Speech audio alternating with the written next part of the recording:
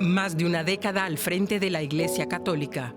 Ahora el mundo llora la partida del Papa Francisco, un líder espiritual para 1.400 millones de fieles y una figura clave especialmente en Latinoamérica. Vine a laburar, prendí la tele un rato y lo vi al Papa y... ¿Qué? ¿Qué? No lo puedo creer, no lo puedo creer. Fue el primer Papa argentino. Para muchos encarnaba la esperanza de una iglesia más cercana y renovada, especialmente en su ciudad natal, Buenos Aires. Como él, no hay otro. Y no va a haber porque él va por los pobres. Los demás van por otra ruta. ¿Cómo ven los argentinos su legado y cómo enfrentan la pérdida de su Papa Francisco?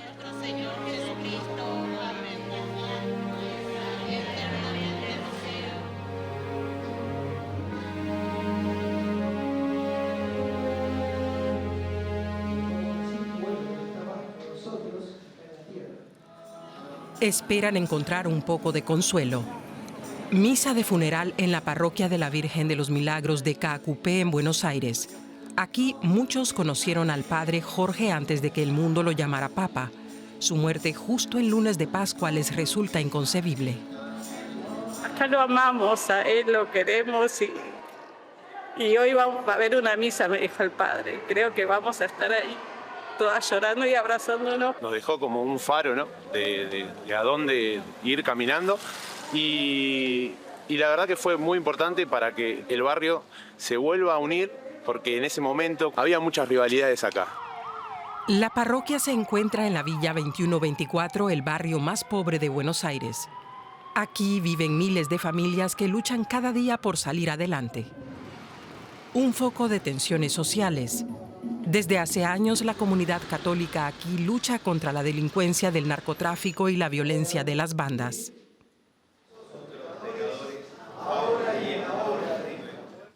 Y aquí también comenzó la labor de un hombre que más tarde cambiaría el mundo, Jorge Bergoglio, para millones ya como el Papa Francisco.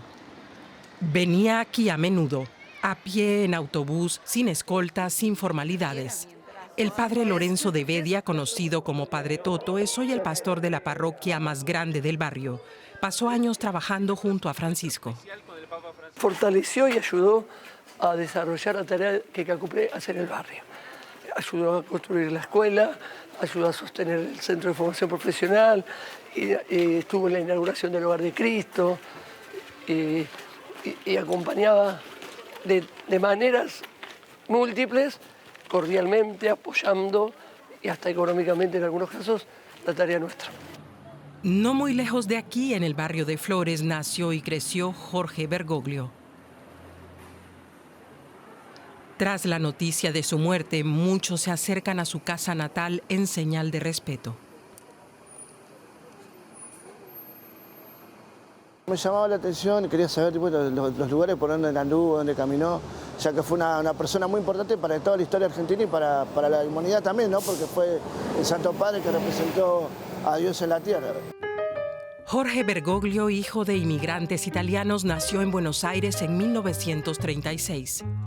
Antes de seguir el camino del sacerdocio, trabajó como conserje y técnico químico, pero el llamado a la fe fue más fuerte.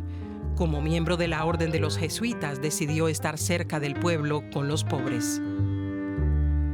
A los 61 años es nombrado arzobispo de Buenos Aires. Históricamente los arzobispos que venían a las villas era para algo protocolar, para una ceremonia en la cual habría que bendecir a un nuevo párroco o a una confirmación, y venían con el chofer, con un auto. Él venía en el 70, humildemente, y venía y tomaba mate con la gente, y se involucraba y comía algo con la gente, un choripán, etc. La noticia de su muerte ha sido un shock para muchos, especialmente en el comedor social que Francisco visitaba con regularidad. Y de él los recuerdos más lindos que tuve, el privilegio de hacer con él mi confirmación. Y cuando estuvo por acá, de recorrer en cada rincón de la iglesia, de los comedores, que cuando decía que esto tiene que seguir para los chicos, los niños. Aquí muchos dependen de las comidas que ofrece la iglesia. Para ellos no era cardenal ni monseñor, sino simplemente el padre.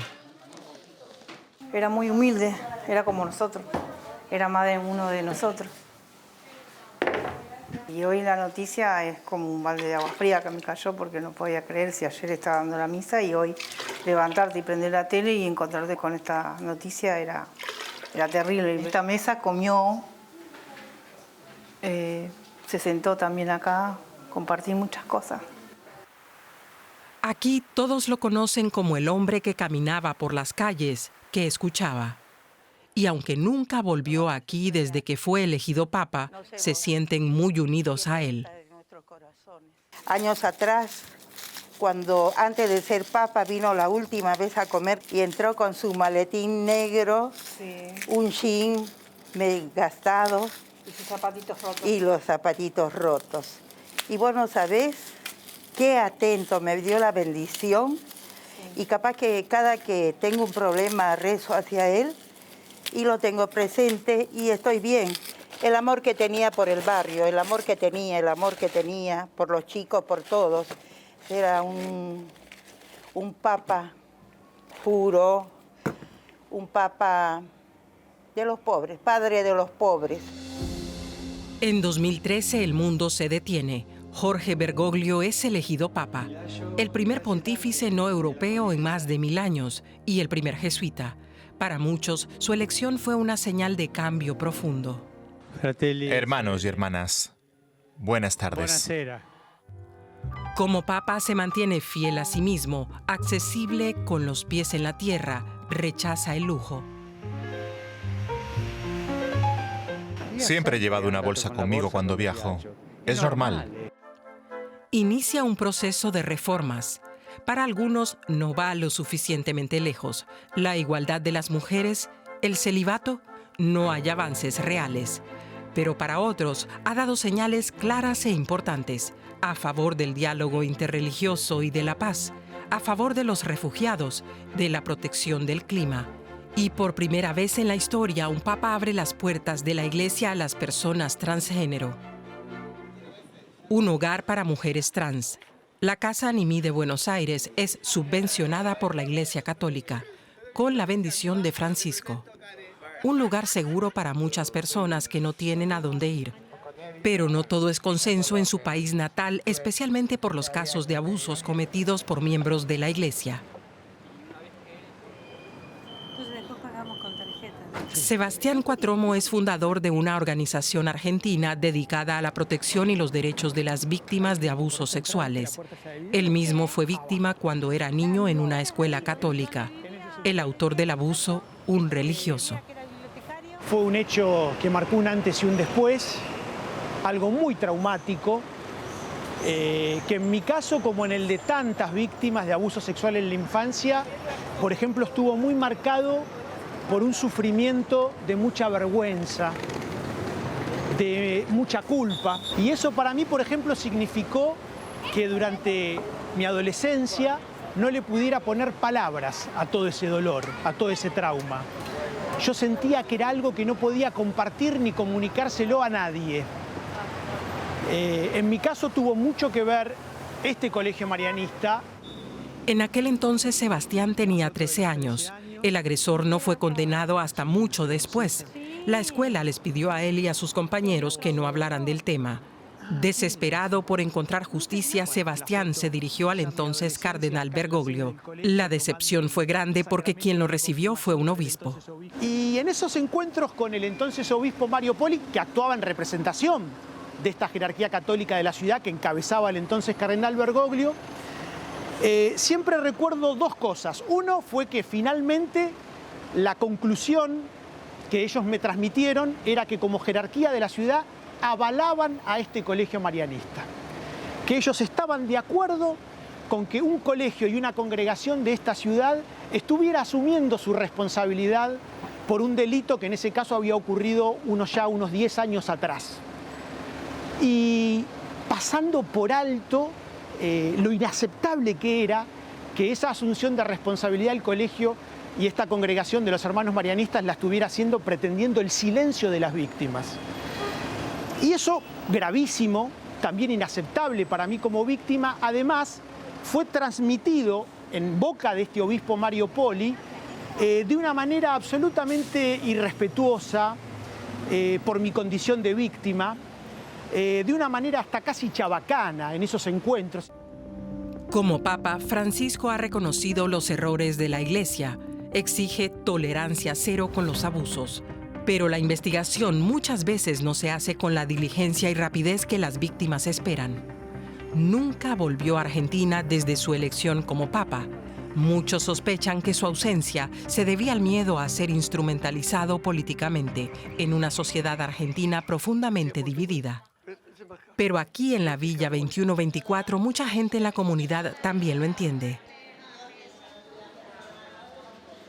Para mí eso no denota para nada ni un desprecio ni que no nos quería a los argentinos, al contrario. Él optó por ir a lugares donde no había ido nunca. Él es el Papa del mundo.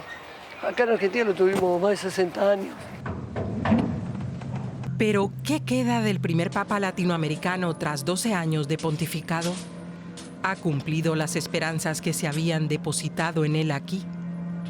Y se sabía que no iba a completar todo, pero él abrió camino para que la Iglesia siga, ¿no? Y el próximo Papa, seguro iluminado e influenciado por lo que él organizó e iluminado por él desde el cielo, va a poder seguir avanzando en esa transformación positiva de la Iglesia. Un Papa que abrió puertas, que dejó una Iglesia en transformación. Un cambio que el Padre Toto quiere continuar. Una Iglesia para todos, más allá del origen, el dinero, el color de la piel o la sexualidad. Puertas abiertas para todos.